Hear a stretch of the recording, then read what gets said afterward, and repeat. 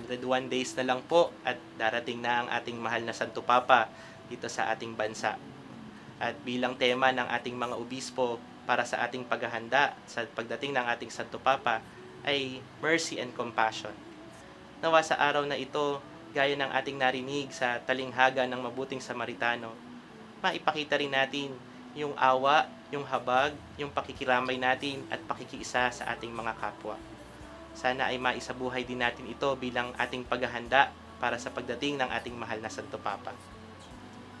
Naway maihanda tayo ni Mariang Ina ng Awa upang makatagpo si Jesus sa pamamagitan ng ating Santo Papa Francisco.